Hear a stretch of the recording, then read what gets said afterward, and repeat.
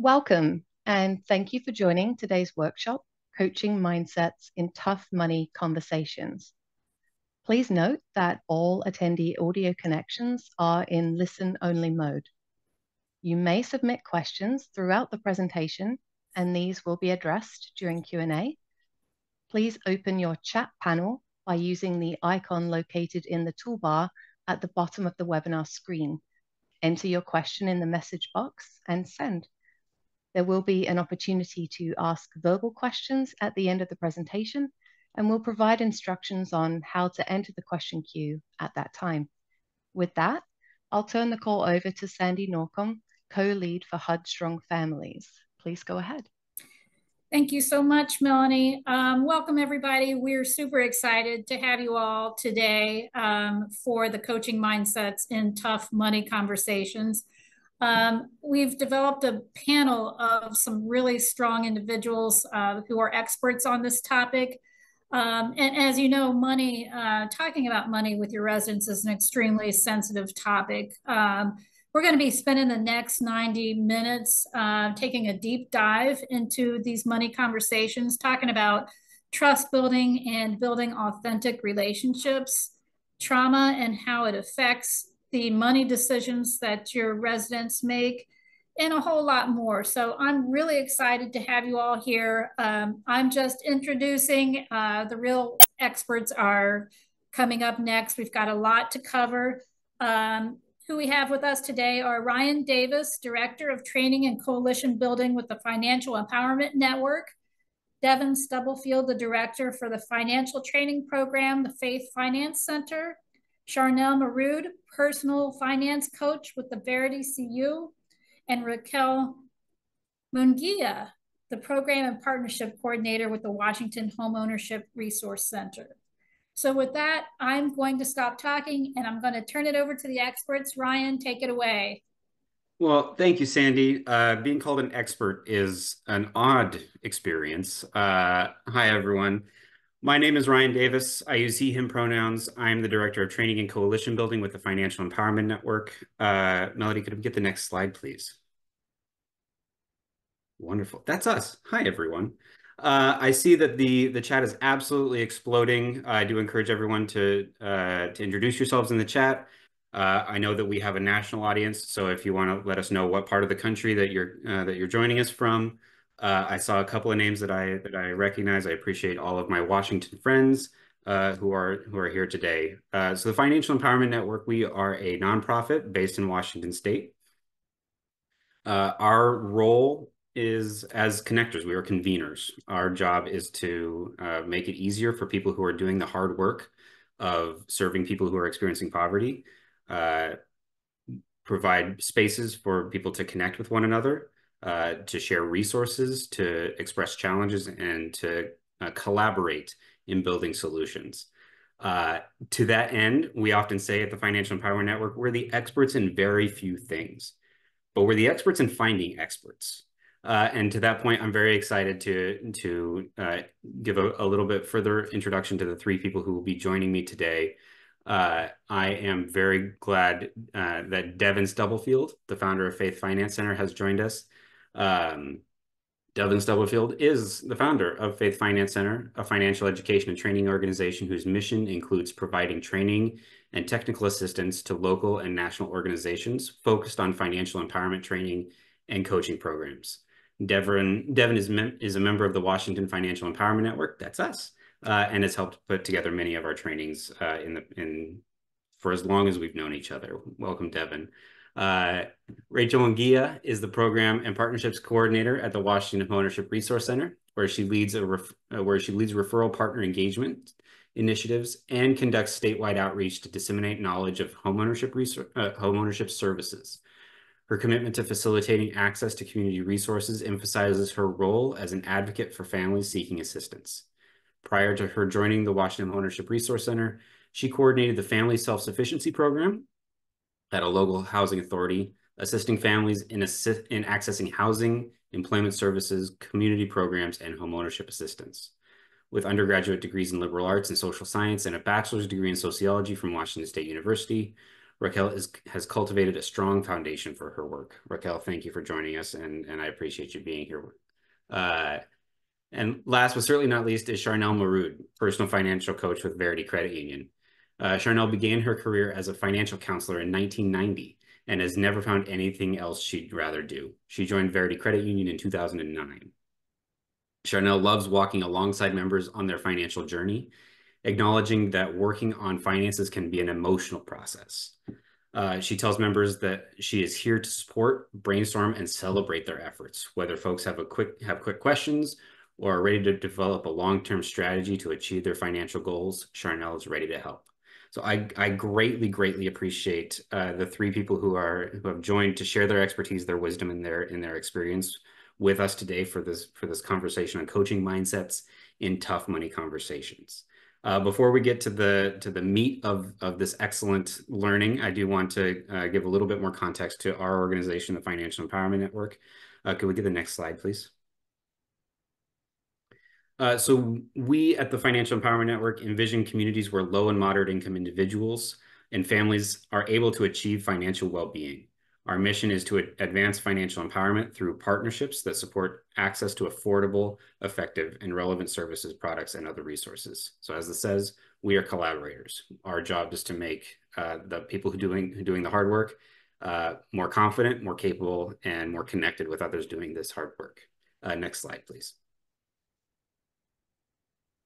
I encourage everyone to check out our library of trainings.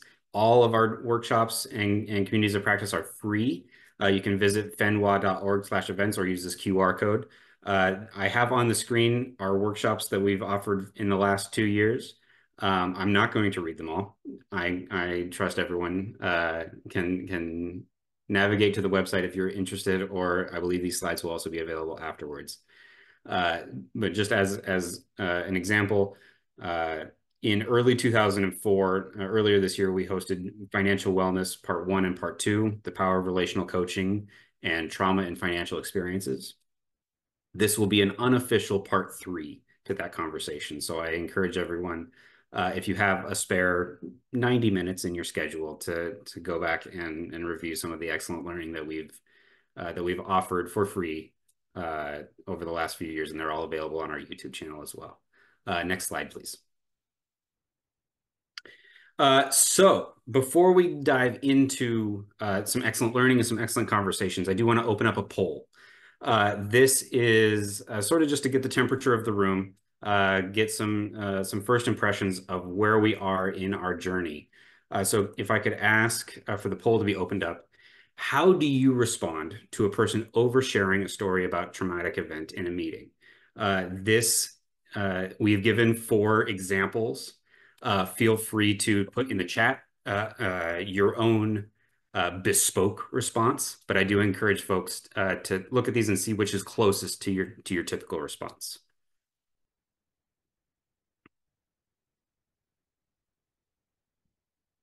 And while we're doing this, I think we're going to give it a little bit of time to be open. But as responses are coming in, I want to ask Devin, Charnel, and Raquel to come on video, and just as we're thinking about these different responses, what goes through your mind when someone responds, or when as you're responding to someone who is oversharing? Devin has unmuted. I'm going to give him the floor, please. You know what? Thank you, Ryan, and hello, everybody. You know, the thing about it is if someone is oversharing, then that means that they obviously have a lot to let go of.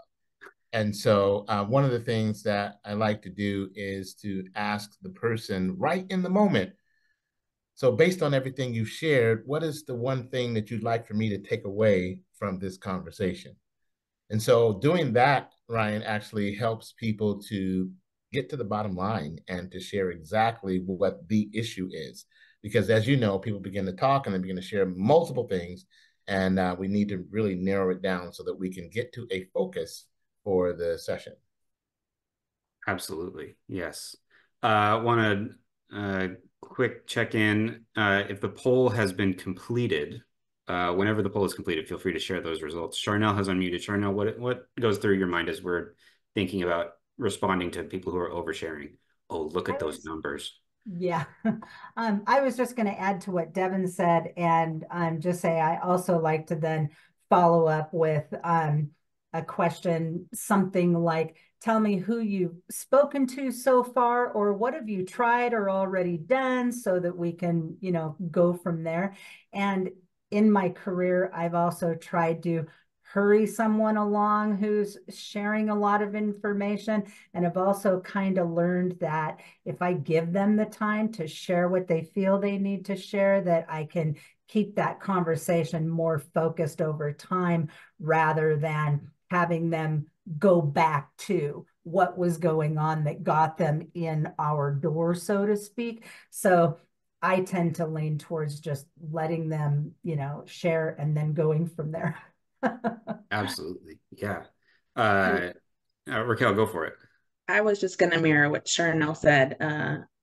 Sometimes they just have to let everything out and ensure that they share whatever it is that they're going through that day and in their life. And then sometimes just speaking and letting them release some of that will allow them to continue working with you on whatever it was that they initially came for.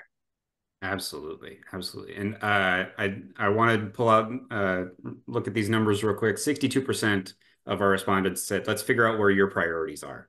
And 24% said, toss out my agenda. Let's get into this. I also saw in the chat a lot of responses of trying to find a middle ground of creating space to listen to what the client wants, or what the resident is thinking about as they start to unburden themselves, as Devin might have said. One of the things that Michelle Monlo says is, my coworker shares a lot, and it's harder for me to deal with him than my clients. And that kind of gets into the next question that I want to ask. I've often said that we should judge ourselves by our second thought, not our first thought, because our first thought is what comes from back here in the brain. Our second thought is what comes out of our mouth.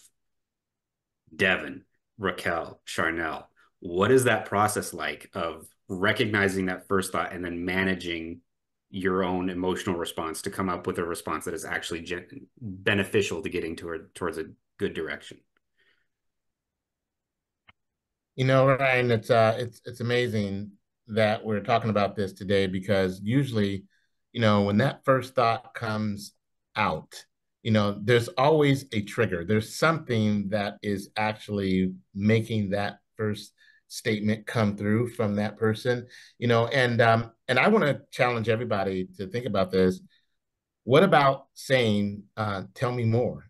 And I know we're talking about when people are oversharing, but at the same time, there's got to be a point to where we really get to the essence of what is really going on. And I was noticing in the chat, someone wrote earlier that listening is very crucial in this particular scenario. So here's the thing. How about making sure that we create that environment where that person feels like they are being heard, not rushed, right? And making sure that they can really get to the essence of what they're saying and what it means. Absolutely. I love that. Listening with the intention of understanding, not with coming up with a response. Yes. Absolutely. Raquel is unmuted. I want to give her a chance to share her thoughts, and then Charnel, please. Just want to also share that sometimes folks that overshare are also building that trust with you. So that's also important, is listening, because they trust you already to speak to you about their problems. And so to me, that's already a win. Absolutely. Absolutely. The proving that you are trustworthy by receiving the story. And I know that Devin's going to talk more about that in a minute. Charnel, what are your thoughts on this process? I was just going to add that for people who have to come and see someone they don't know at all about something as sensitive as finances, especially if they're in a position where finances aren't going right for them, that's kind of like getting called to the principal's office, is what I talk about.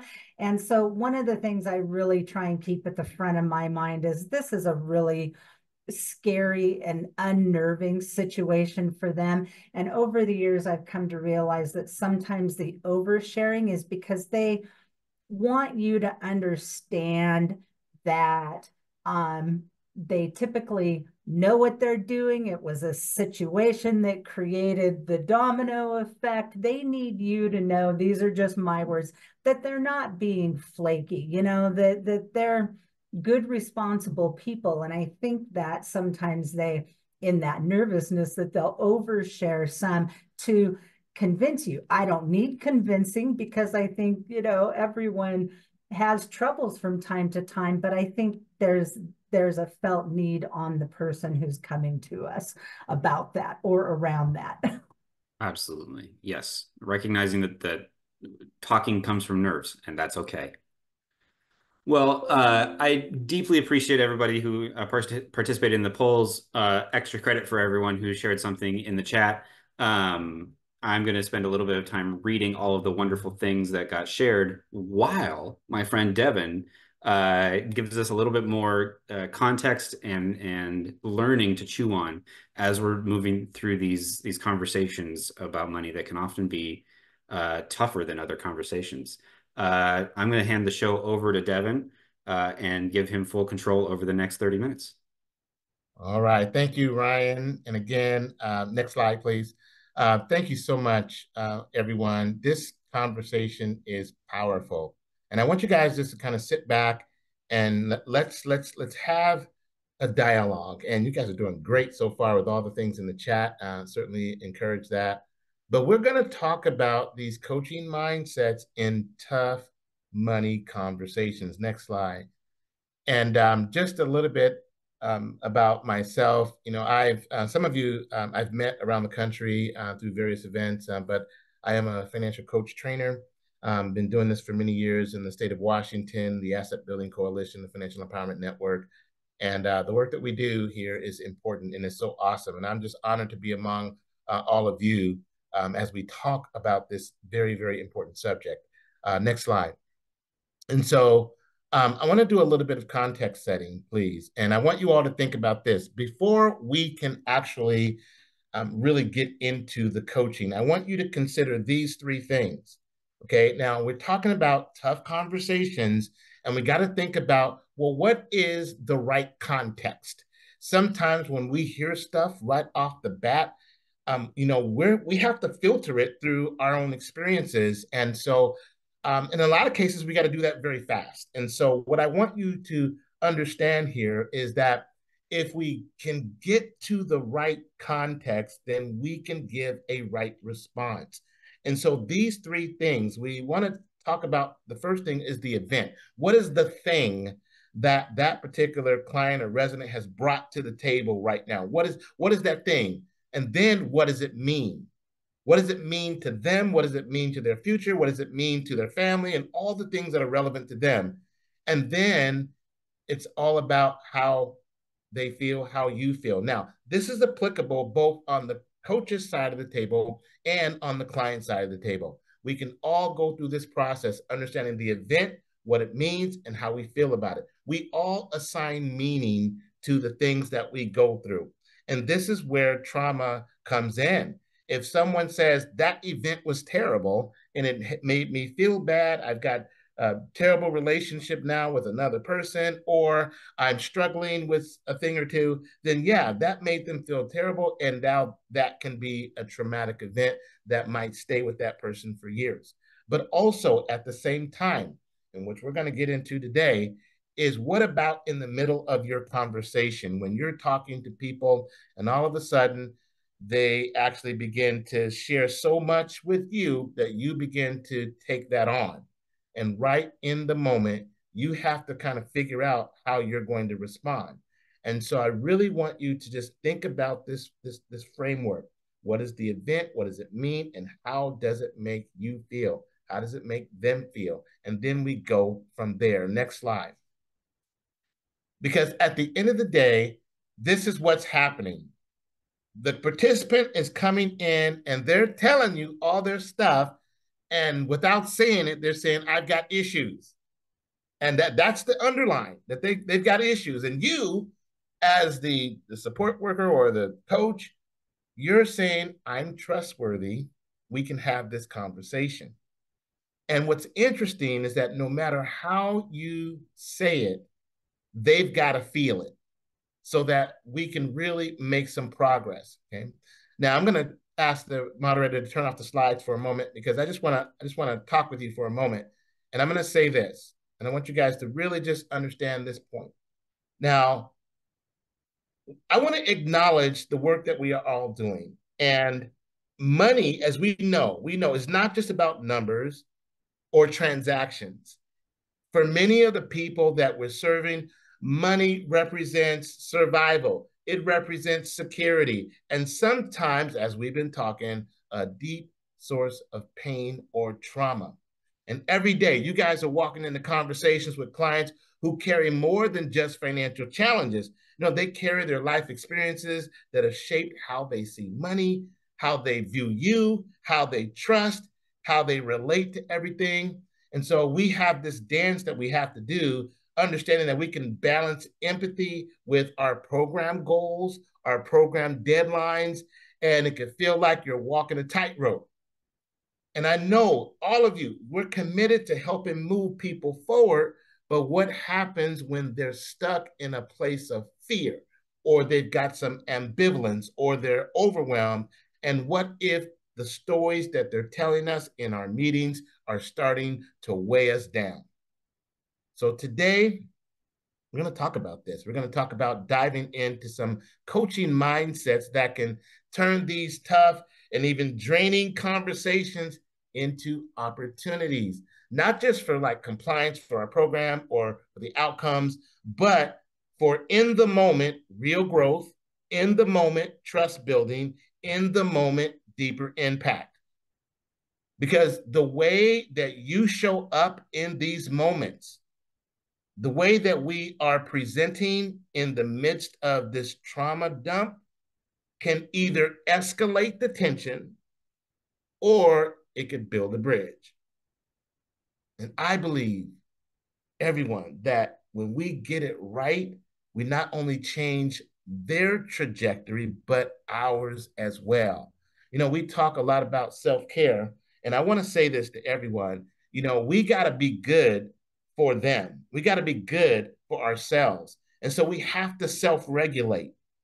So we're going to explore how we can do that by leading through some coaching mindsets, curiosity, listening for values, building rapport.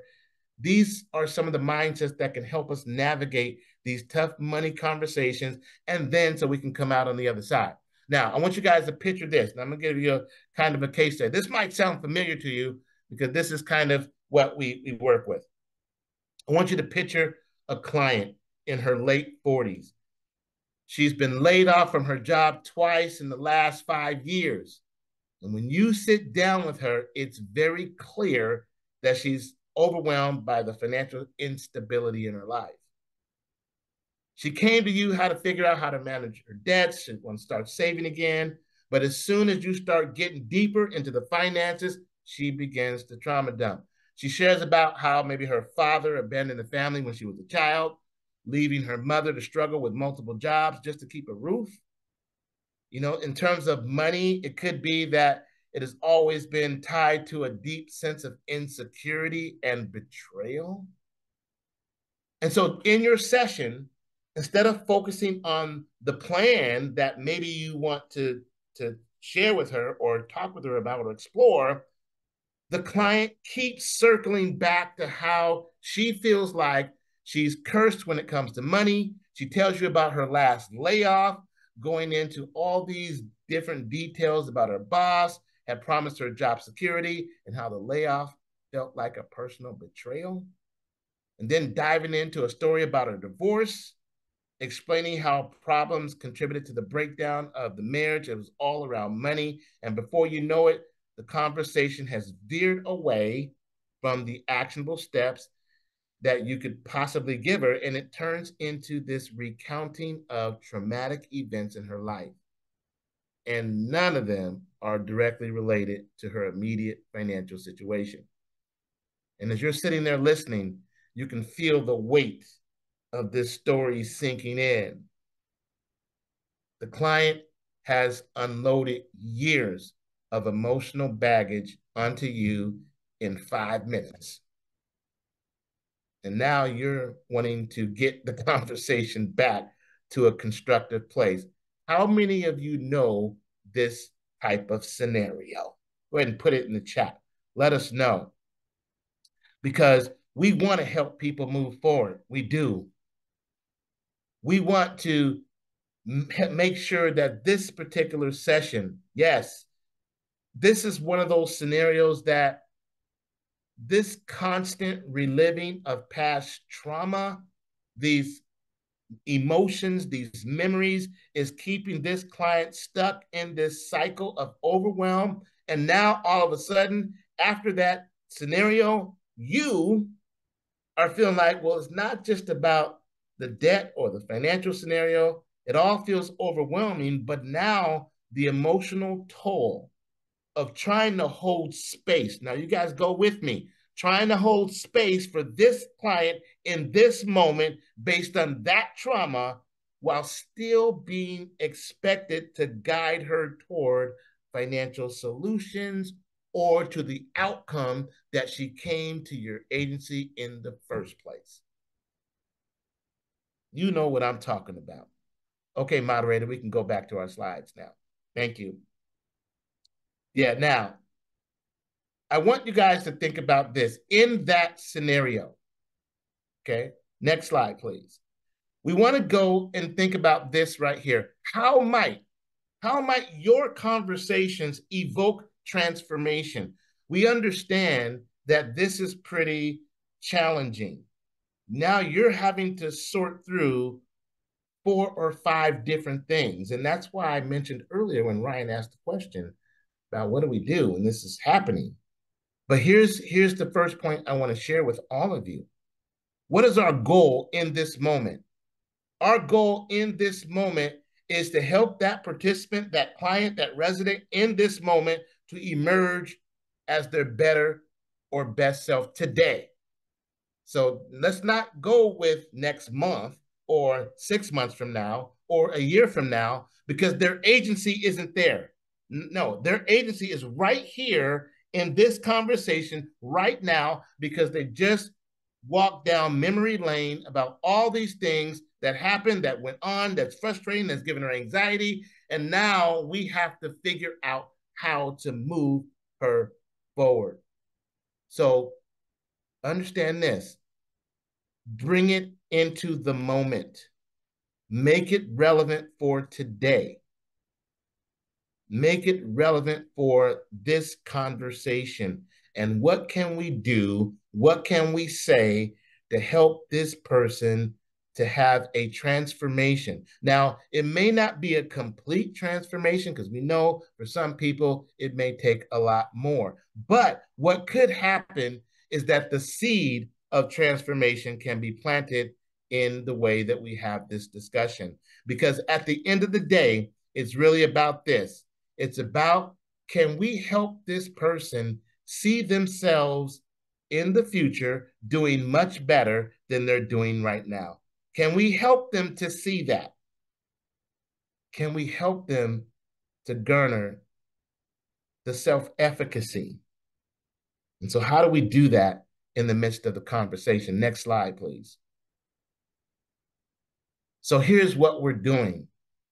So at the base level, at the basic level, we are fostering trust to the best of our ability. I'm going to go back to what someone put in the chat earlier. We're actively listening, right? We're showing empathy. We're creating a safe space. This is what we're doing right now in this particular scenario of fostering trust. But we also, as coaches, counselors, we have to help lead with understanding.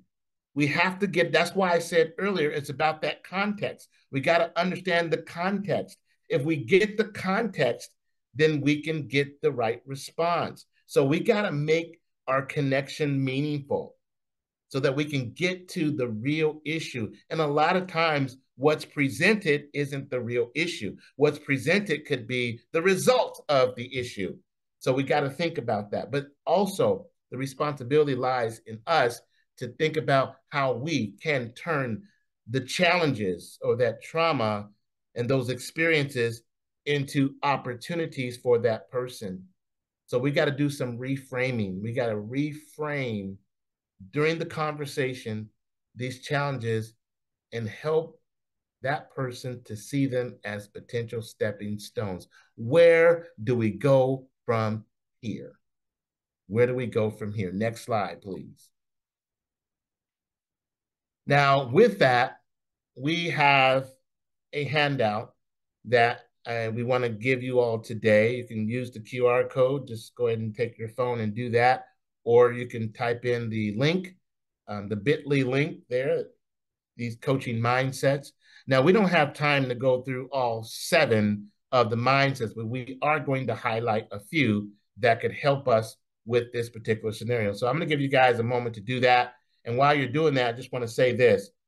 So when we talk about mindsets, coaching mindsets, in these challenging conversations, it is absolutely crucial, as we just talked about, to get and create an environment where that person feels heard, respected, and empowered. So what we're going to say for you as coaches, the mindsets we're going to focus on in this conversation today is you staying curious, you listening for those values, and you building rapport so that we can navigate the difficulties of this conversation and then allow us to move in a place of empathy and purpose for the moment. Now, these 3 mindsets, and maybe all of them actually do this, but they help us to set aside our personal assumptions. We have filters. We all have experiences. When we're hearing stuff that's familiar, our brains do a mental association based on what we know about this scenario. But I'm going to say, from a coaching perspective, it's really all about remaining in a client-led scenario, focusing on what truly matters to them, helping guide them toward deeper insights and meaningful action. And then for us, can we maintain being fully present? 100% fully present, keeping them in the driver's seat the whole time, and then turning these conversations into opportunities for growth, even when it's centered around money trauma. Next slide. So when we talk about this, I mentioned these 3 particular coaching mindsets. And so here it is. What we want to be able to do is maintain a certain level of curiosity. Always, always, always seek the next bit of information.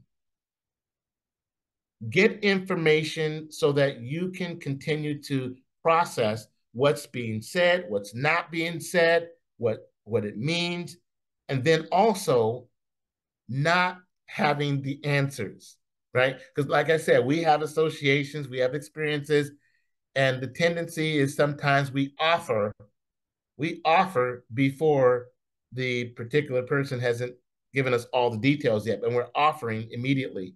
And I'm going to caution you to try to refrain from doing that, but continue to move in a place of curiosity and ask more questions, get more details. And then while they're talking, you're going to hear them mention values.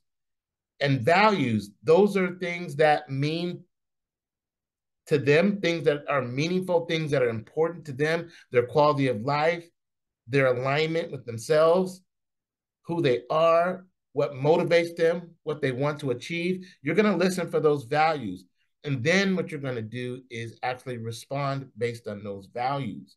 Because again, the conversation context has to stay with them.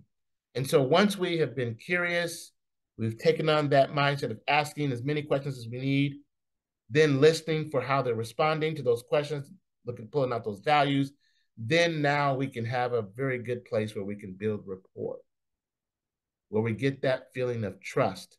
So they feel comfortable continuing on.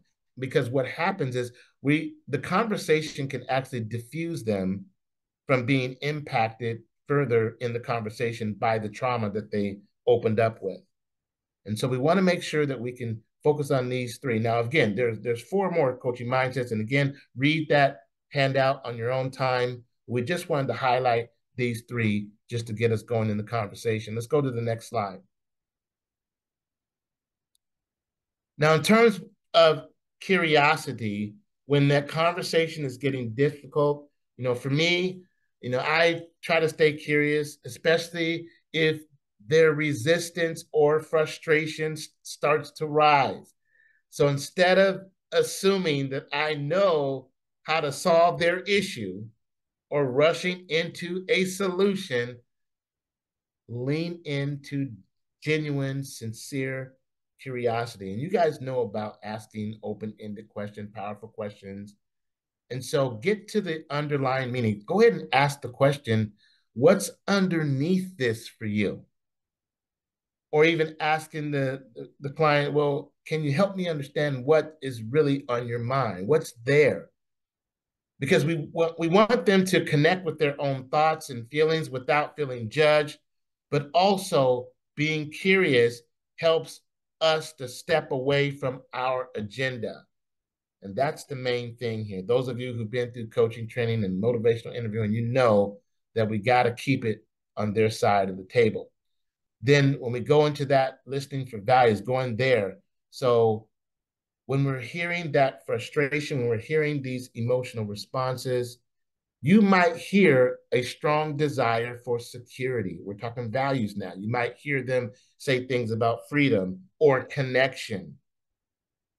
And so what we want to do is reflect these values right back and really let them know that they have been heard. And so we want to listen for those values because it's going to give us context for the conversation. And then finally, when these conversations are tough, building rapport, now we got to see how we can make an authentic connection and acknowledge that it is difficult. Yes, this is difficult. But now what we want to do in this moment is come up with a way that we can help them transform how they're looking at that scenario and move into maybe a different perspective. That is another part of coaching, is to raise their awareness on a different possibility, a different outcome, or another perspective. We're not taking away anything from what they feel. We're not invalidating that. We're just simply looking for a way to show them possibilities. Let's go to the next slide. So how do we hold these particular mindsets? How do we hold them? So again, asking questions that invite them to share, again, even deeper without fear of judgment. Okay. And also it allows us from our perspective to prevent our own assumptions, but explore their challenges and then do it in a non-threatening way, creating that safe space. So that's what we can do to hold that. And then as that conversation is unfolding, then understanding what's coming up, you'll start to hear themes and you'll start to hear repeating things that they're saying that keeps coming up. That means that's important. We're going to use that as a catalyst to move forward. And then how do we hold building rapport? Now, once we've got that connection, then we can start sharing things that can help them see other possibilities, and then get them to feel like they're free to be open and to take meaningful action around these new possibilities, these new perspectives that we're sharing. And I realize that this is not that easy to do, especially when it feels very, very heavy. But I want to say this, that we're trying to create a framework that can actually work through this process. Let's go to the next slide. So what about if we get stuck? How many of you have had scenarios where you have gotten actually stuck in the conversation and you really didn't know what to say next? Has anybody ever been there where you're like grasping, okay, that was pretty deep. How do I roll with that, right? You're like, oh man. But you know what? You might have to just stand up, say, let's breathe for a minute, go get some water. That's when you start offering other things. Give yourself a moment to regroup. Because if you are stuck, you have lost focus. and that's okay. Now, here it is. We sometimes get in a place where we feel this internal pressure to find a solution. So, how many overthinkers do we have in the room today? Overthinkers. You know, we're like, oh my God, okay. And then now you're coming up with all these things to bring a solution. The very thing that we said we were not going to do by being curious, but when we get stuck, we revert back. And so we try to like find something. Or what about if we discern that there has been a client disconnection? And so now that client is sensing our uncertainty, right? Now they're like, what is up with this coach? Right? Because we now have lost our bearing. Or we have a sense of reduced creativity. Now, some of you are very brilliant. You all know that you can come up with things on the spot most of the time when you're not diminished. But if you get diminished in the moment, then all of a sudden your creativity goes out the window.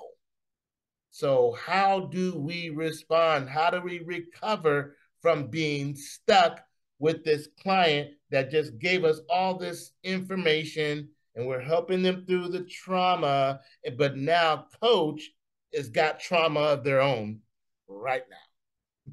Y'all know what I'm talking about, right? So we got to make sure we can do this. So again, pause. It's okay for this to time out. Wait a minute.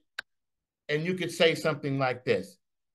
You know, it feels like that we're hitting a bit of a brick wall right now. Okay. Maybe we can take some time right now to just focus on what you are picking up right now and just throw it back on the client for a moment, right? Acknowledge that we have came to this point because you're human, right? You've got emotions, you've got feelings. Acknowledge it, right? One of the things that we like to say as coaches, we want to make authentic connections. So be authentic. Let them know we just hit a brick wall. So let's find out how to navigate this wall. So now when we pause like that, it allows both you and that person to reflect on where the conversation got stuck. And then it opens up another level of honesty to come forth. So remember I said earlier that curiosity. So go back to being curious again. Go back. And so you could ask another question, throw it back. Shifting back to curiosity is going to help you to release any attachment to anything that you might be thinking or something that might be trying to come up, and invites them to reflect on the underlying challenge. Now, I'm not saying pass the buck, but what I am saying is that what we need to do is just get to a place where we can move forward again. So now you can start to think about, remember those values that we were listing for? So you can take a step back and you can mention a value that you heard. So now if we refocus them on their values, now we're going to bring a little bit of light on that, especially if it's one that they brought up 2 or 3 or 4 times in the conversation, then that will reignite the elements of the conversation. So that's another way you can do that. But at the same time, you could also ask the person, how do they feel that given the conversation that this situation can be approached a little bit differently? And then ask them in the moment what will feel most helpful to them right now. Remember I said at the very beginning that what we want to be able to do is help them to transform or to emerge today as their better self or their best self today. So how can we make it better today? And that could be just one thing. It doesn't have to be the whole thing. It could just be the beginning of the thing. But what we want to be able to do is make sure that we have this space where we can reflect and zero back in what is going to make this better for you today. How can we approach this differently? And then there's lots of you here that use silence. You are experts at using silence. Some of us are not so expert at using silence, but silence is powerful. Silence can help process. It can help bring forth even a little bit more of understanding. Don't be in a rush to fill the silence. Silence is good. It's uncomfortable, but it's powerful. So it gives them room to process. It gives you room to kind of regain your bearings, but it also can create a more organic shift in the conversation because we got to get coach from being stuck because we're trying to help them to move away from being stuck and overwhelmed. But this is real. This type of dynamic is real. It is what it is. And that's why we are here today. And so go ahead and go to the next slide. And so I'm going to ask our colleagues, Ryan, Charnel, Raquel, to come back and to join me in this conversation. And thank you all for all the comments. Wasn't able to see them all in the chat, but thank you all for tracking with me here. Ryan.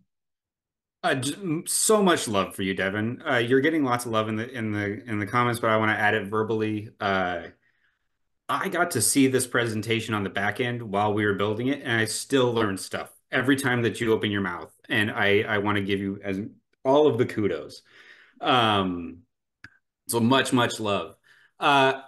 Before we get into sort of the group discussion podcasty feel, I would ask that we drop the screen share so we can look at all of the wonderful faces other than mine.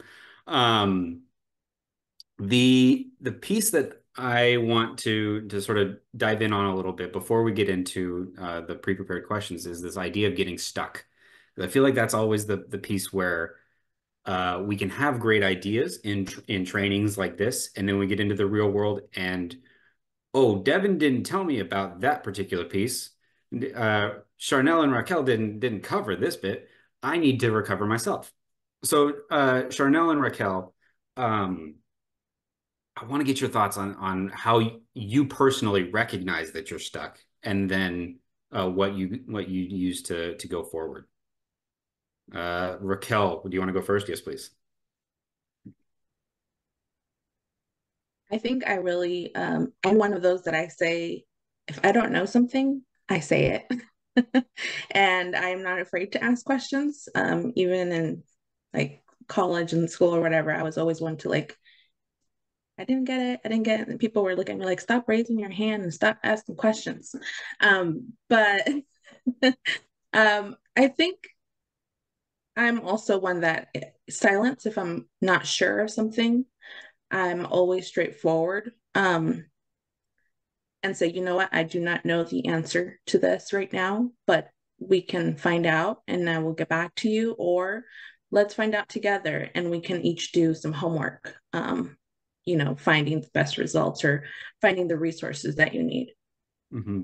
Yeah, absolutely. Shared responsibility. It's not just us. I love it. Charnel, what are your thoughts on recognizing that you're stuck and getting out?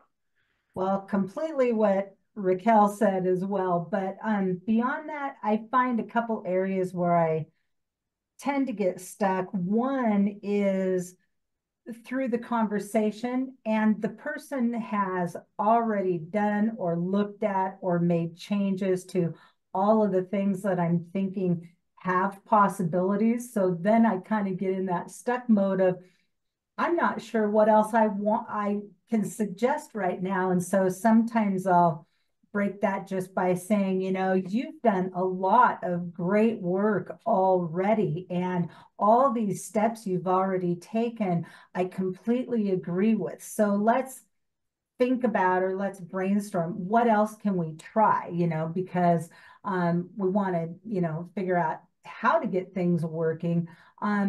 And I think that people appreciate acknowledgement for the work that they've already done. And I think that's a way to kind of humanize yourself, that, you know, you're just another person sitting and having a conversation with them about money. And yeah, we need to really think about this again. So, so that's one tactic that I like to take. And then I think the other place where I sometimes get stuck is when people, you know, have certain areas in their expenses or things that, you know, they may not want to change, or you don't have a good answer to, and just kind of reminding myself in the back of my mind that I'm guiding, I'm advising, but ultimately at the end of the day, it's that resident's choice, what they decide on, and then kind of pulling the conversation to, here's a few pathways that we could explore that could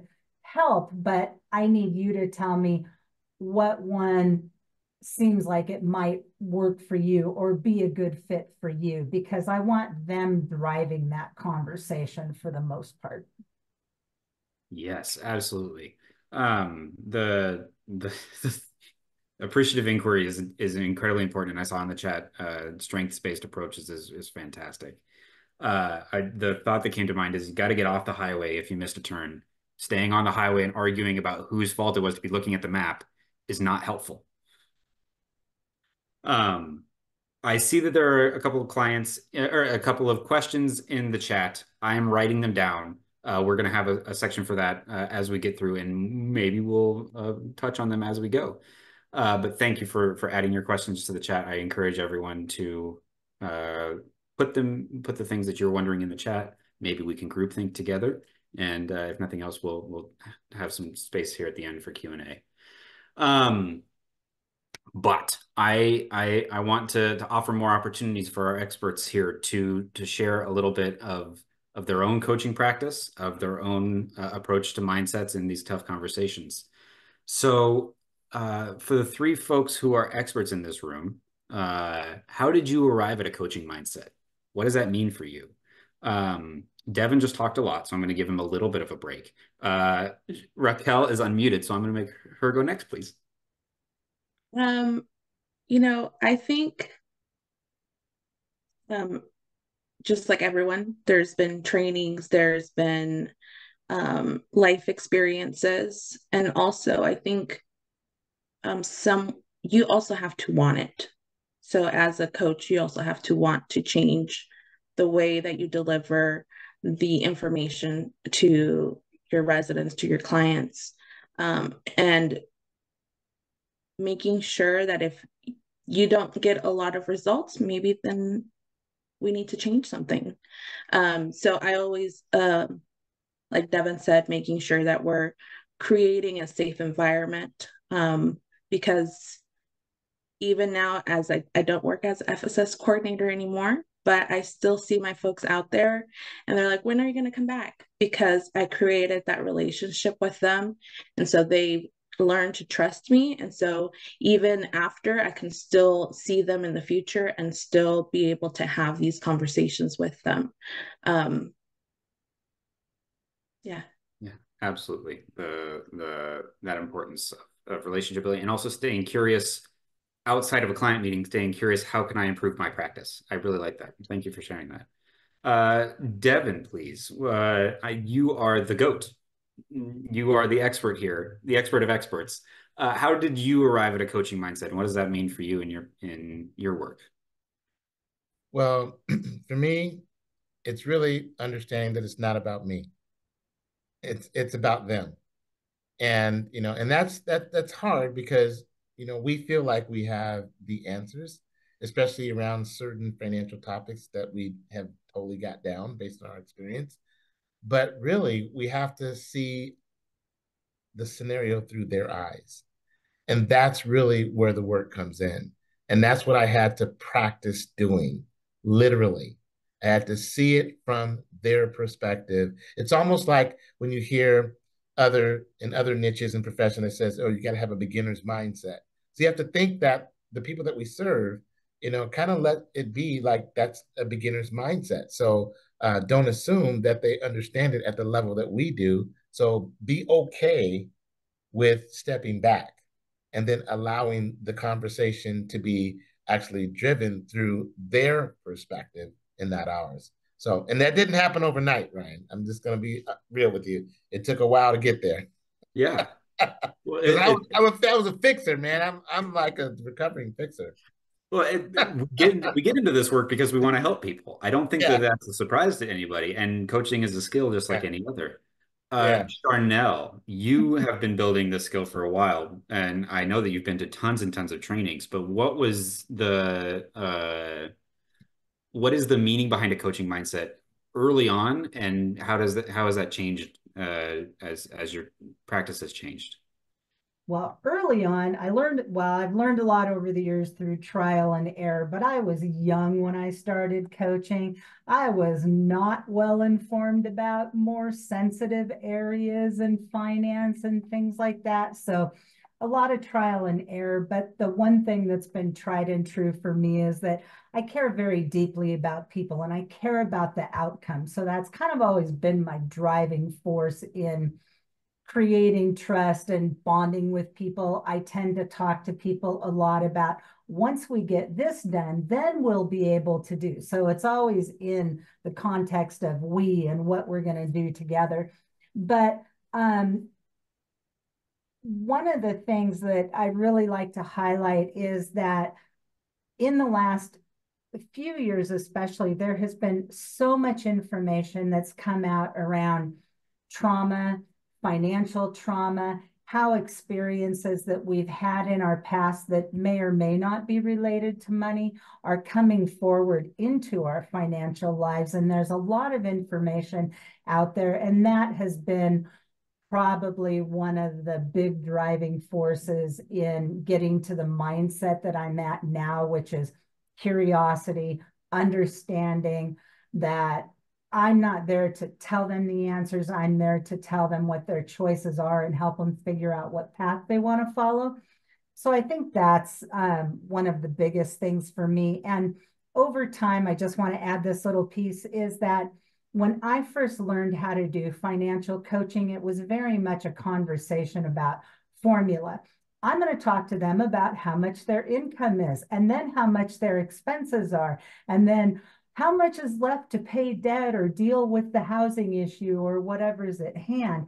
And that's not a great way to build trust and have empathy. And I learned quite a while ago, if I'm just a person sitting down having a conversation with someone else about their money, I'm going to get those answers along the way and I can kind of plug them in where I need to. And what I have to say about that is that really also helps keep me in my mindset and makes for a much more enjoyable relationship with the person I'm working with as well. So those are my big takeaways. Yeah, yeah. The idea that oddly enough, when people feel like a checklist, they don't connect with the person on the other end of that, and so building trust through an actual relationship is a fantastic thought. I also really appreciate everybody in the chat sharing their own thoughts on how they arrived at this place in coaching. I appreciate all of you. Devin, go for it. Yeah, I want to acknowledge a point that was made in the chat by Sonia Dobb. She says, I think a good balance of coaching and counseling is so important. It's a collaboration between the coach and the participant. And I just want to add to that because I think it's real relevant in this situation. Because of the sensitivity of the money trauma that has been brought into the conversation, sometimes you are going to have to take a more fluid approach. Right? We talk about making sure that we can meet them where they are. So there are going to be elements of the conversation where we are being the coach.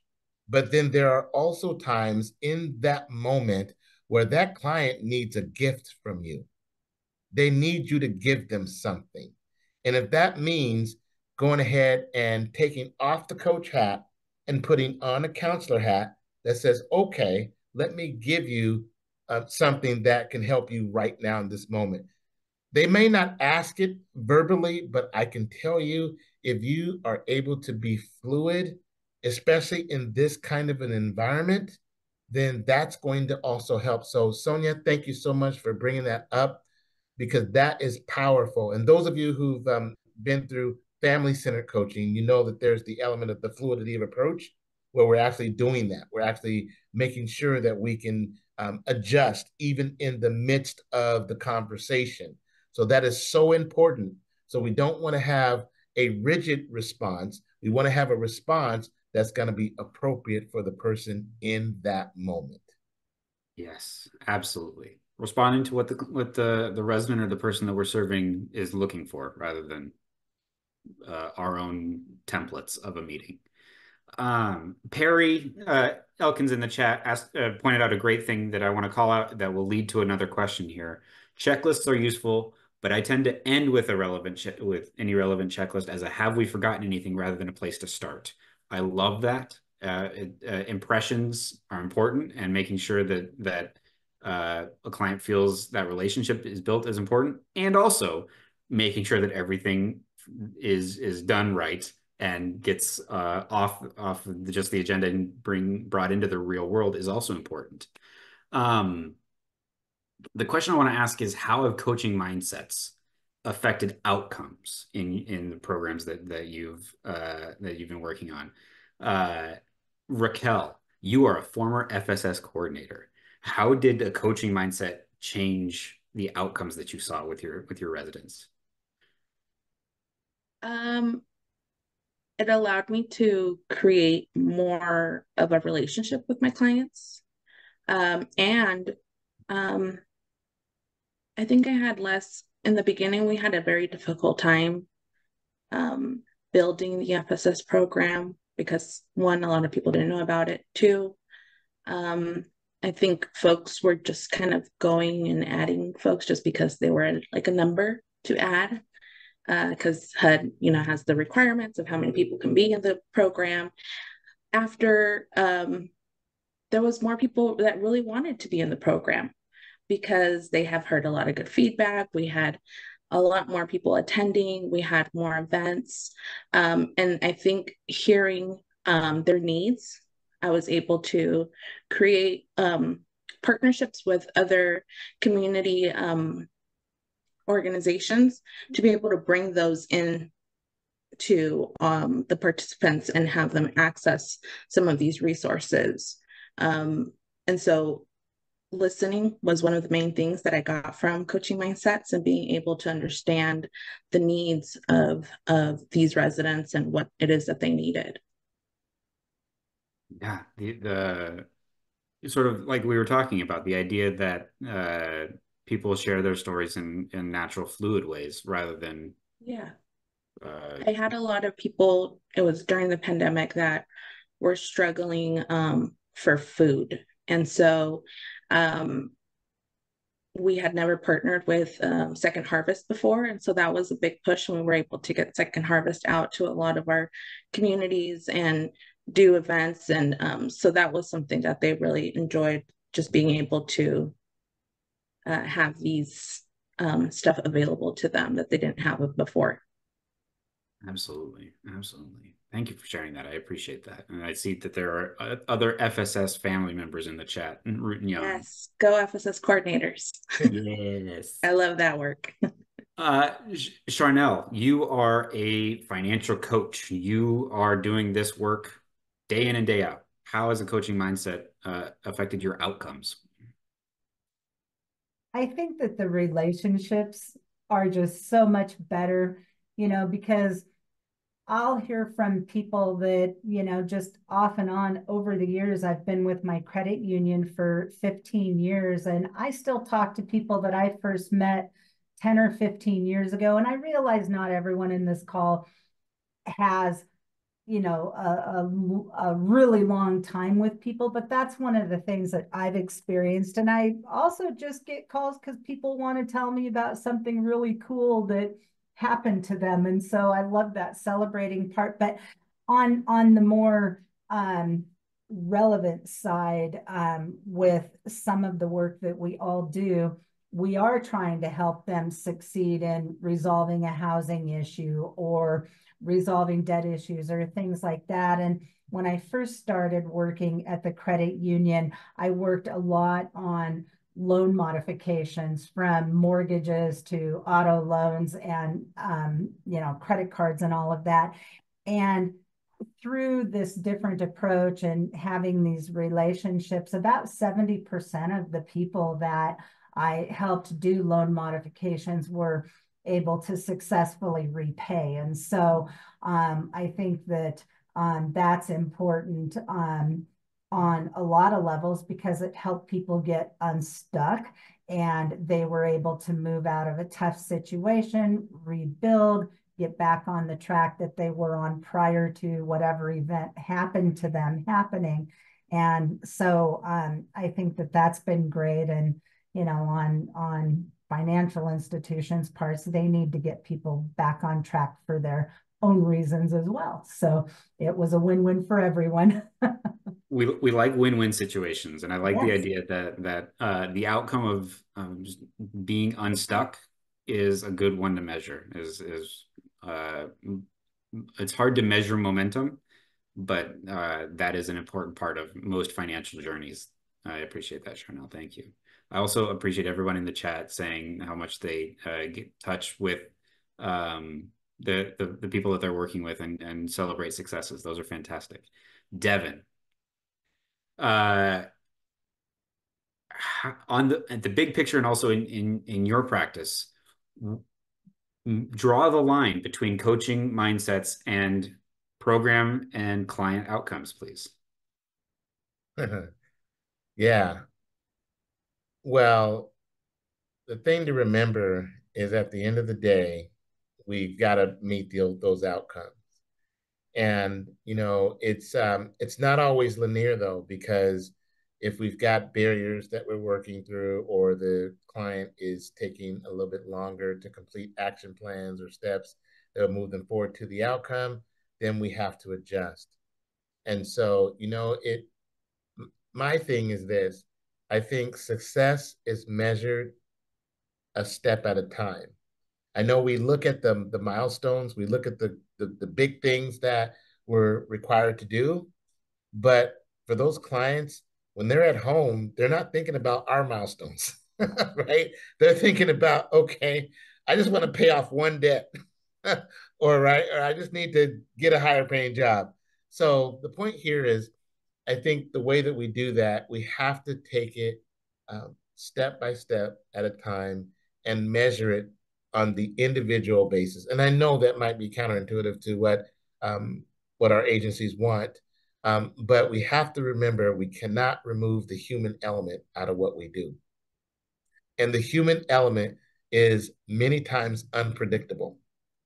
But if we can help make sure that we are helping that person move towards that outcome, then we are doing the right things. Now, it may not happen in the time frame, but if it's on the way to happening, that is just as much of a success as it actually happening. So anyway, that's what I would say to that.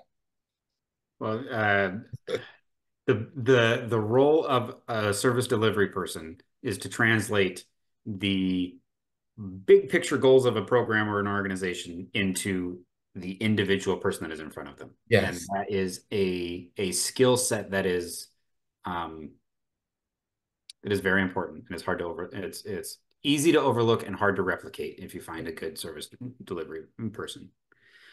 I'm keeping an eye on the clock, and I love, success is a journey, not a destination. Love it. I'm keeping an eye on the clock. Before we jump into one more poll and the Q&A, is there anything else that we talked about in any of our planning meetings that I did not get to in a question? Anything that you want to make sure that folks who are on this call walk away with before we get to the Q&A? I'm going to ask Charnel to go first.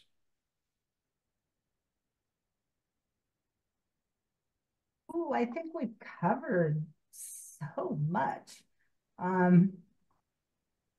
don't have an answer for you, Ryan. I'm sorry. That's fantastic. That means that we get an A+ for asking good questions. Devin, please.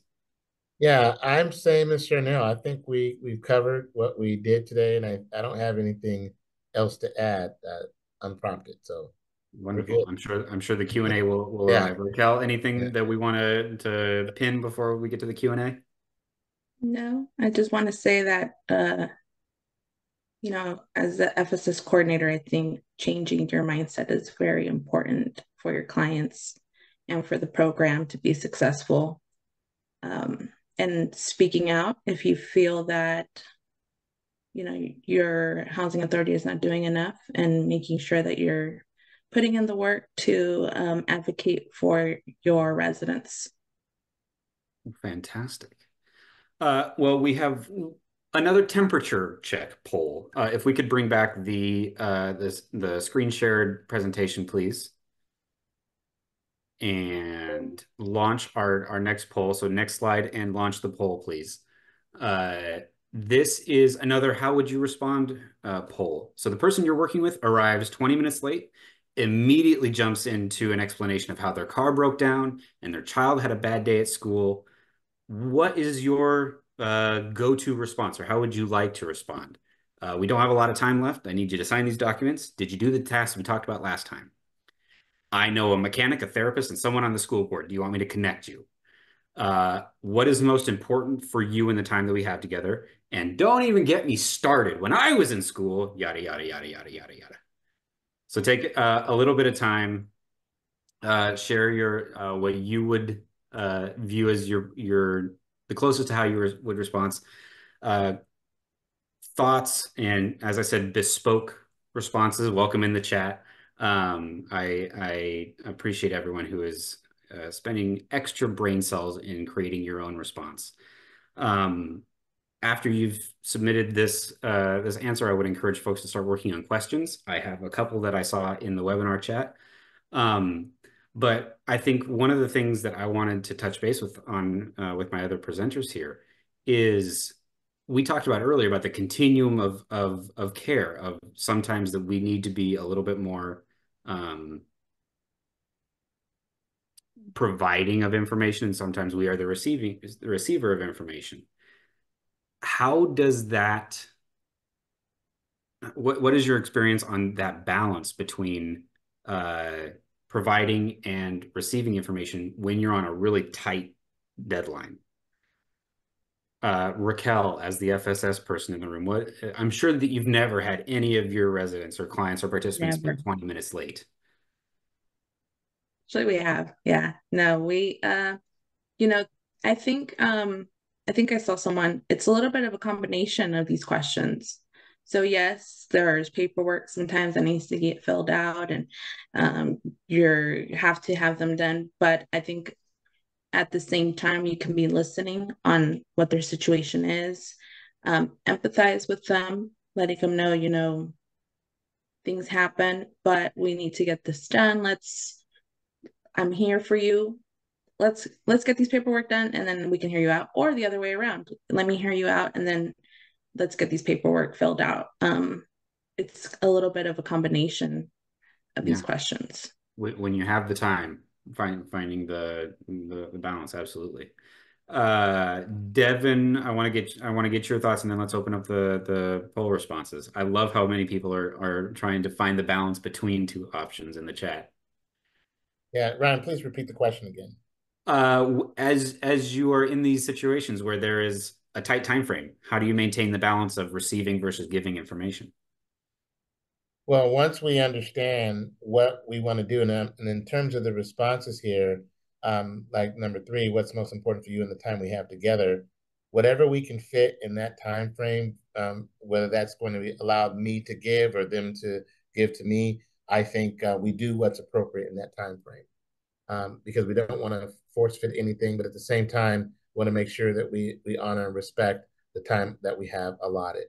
So again, so that may change from person to person. Yeah, I appreciate that. Absolutely.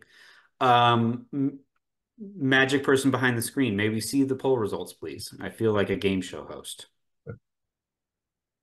Oh, look at those numbers right there. 82% say what is most important for you in the time we have together. 14 are I know a mechanic and otherwise jump in to provide solutions. 3% at least wouldn't start with I need you to sign these documents, and that is I think definitely important and can be saved for not the immediate response. So that is I really see a jump in those numbers from earlier. You might have noticed that they vaguely reflect the poll at the beginning of our time together. Awesome. I deeply, deeply, deeply appreciate everyone taking a minute to fill out this poll. I love everyone in the chat giving their own thoughts and thinking through what is your unique take to this tough situation. I think that is the last bit here before we can open up the Q&A. So we can hit next slide, and I think that is our Q&A. I have two that I saw in the chat, so I'm going to give everyone time to type up your questions. But there was a question earlier from Sonia. Let me find it here. I copied it. What do you do as a counselor when you have trauma issues going on in your mind and can't stay focused?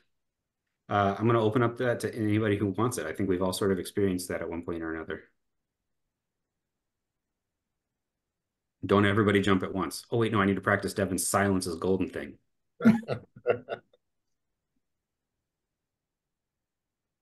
Well, Charnel and Raquel have muted. Devin, go for it.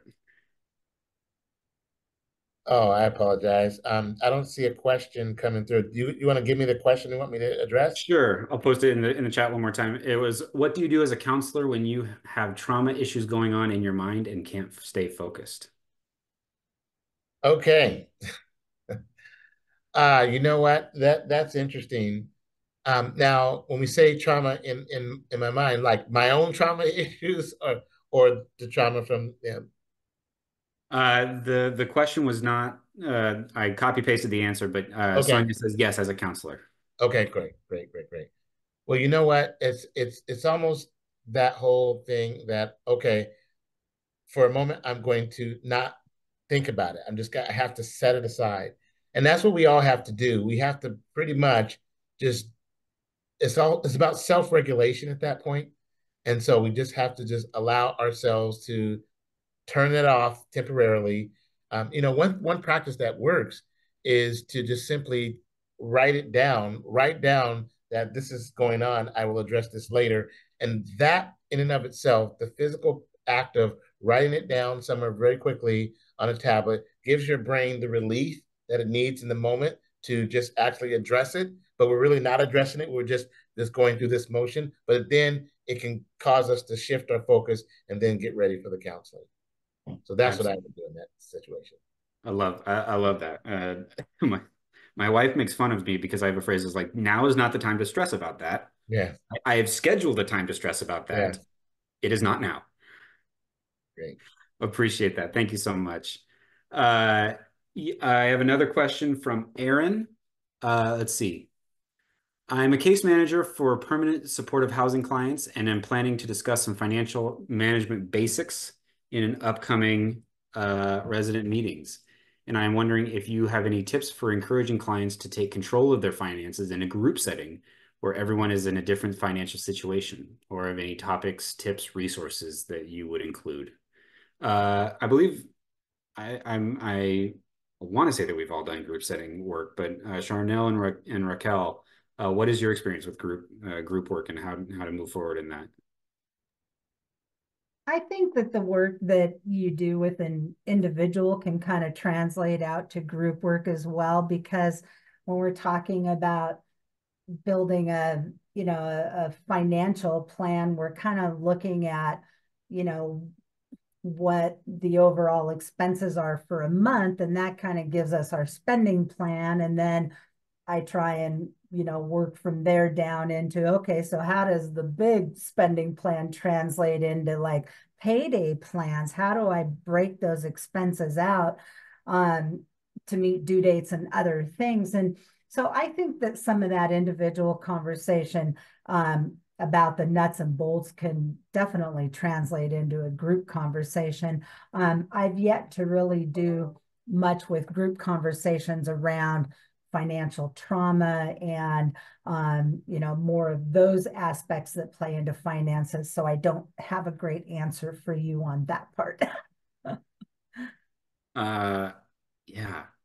I actually held a financial class with some of my participants of the program with a credit union that came out and kind of did a presentation for them.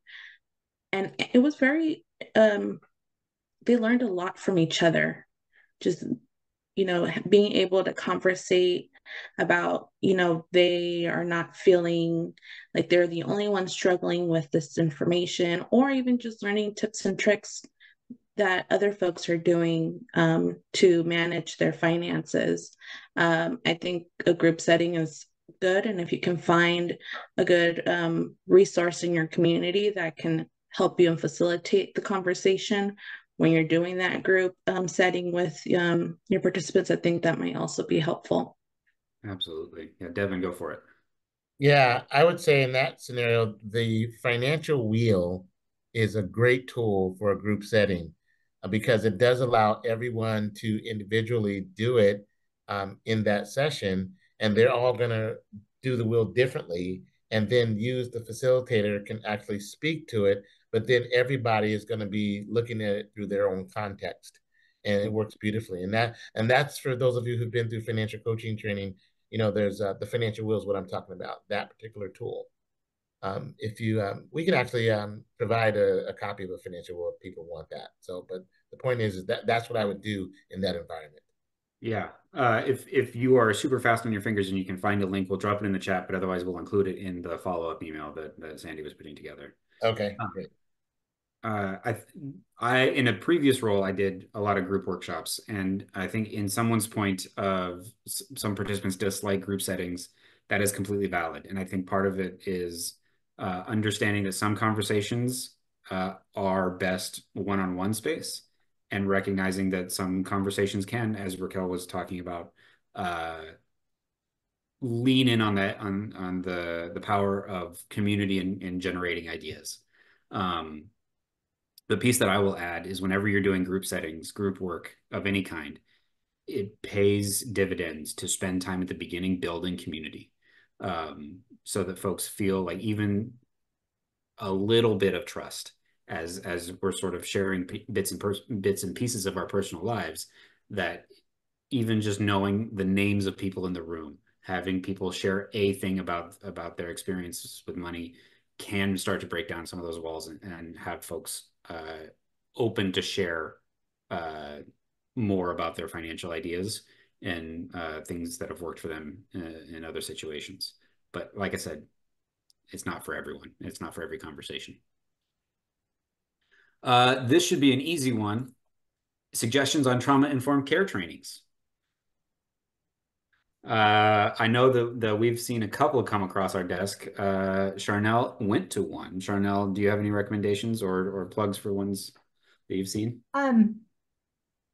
I think you can find, good information that you can put to use pretty easily in the FEN recordings that we all have out there.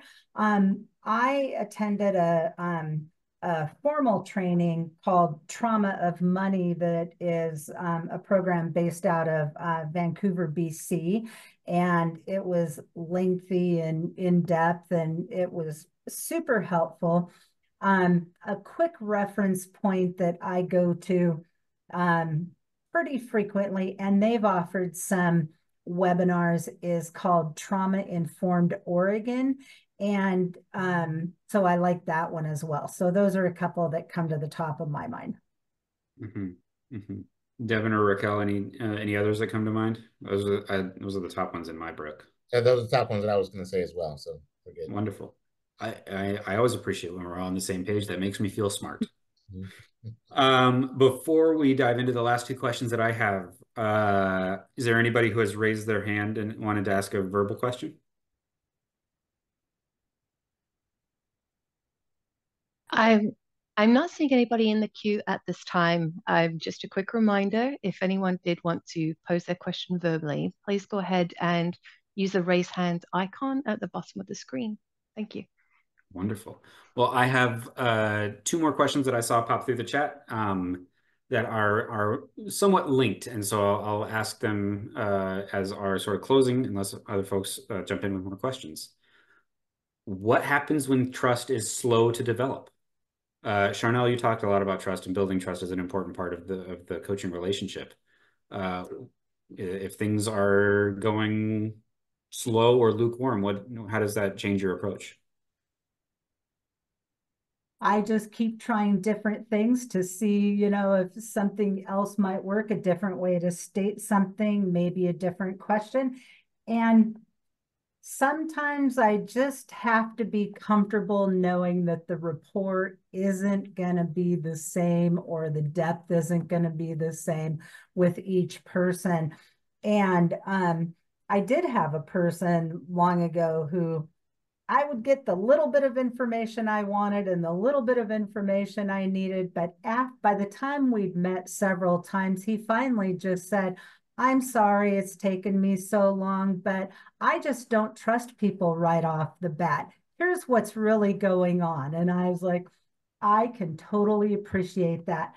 So sometimes I have to remind myself that trust comes in time, is the moral of my story. Absolutely. Yeah. And I think something that we talked about a lot when we were building this workshop is building trust is proving that I am trustworthy. And Devin, you talked a lot about this, and then we'll do one more question and we'll wrap it up. Yeah, yeah. You know, the thing about it is that you can't rush that. I mean, it is what it is. And so I just think that to the extent that we can actually allow ourselves to be courteous and to continue to offer things that would help build trust, then do that for as long as it takes until it is established. Because for some people, they're just naturally untrusting for lots of reasons, and we just have to respect that. So thank you. Absolutely. Yeah. Can I just add one more thing that I thought Of course. Sometimes where the trust starts to come in is they're not really, maybe they're just not quite convinced yet that what you're suggesting would really work for them. So then they go and they try that, and it does work, or it is helpful. And then you've gotten your first step towards that trust. And so I just wanted to mention that, because I think that's important too. As they see success in what you're suggesting to them, you're going to get more and more trust. Yes. Yes. I will ask, there's a lot of questions that sort of came up in sort of the same version or same idea. So I'm going to combine a few. And in this last session, we do have one more poll as sort of an exit poll, just as a way of hearing back from everyone. I see a bunch of thank yous in the chat, but we wanted to make sure that the content that we gave today is useful. So if I could have the Zoom producer open up our last two polls.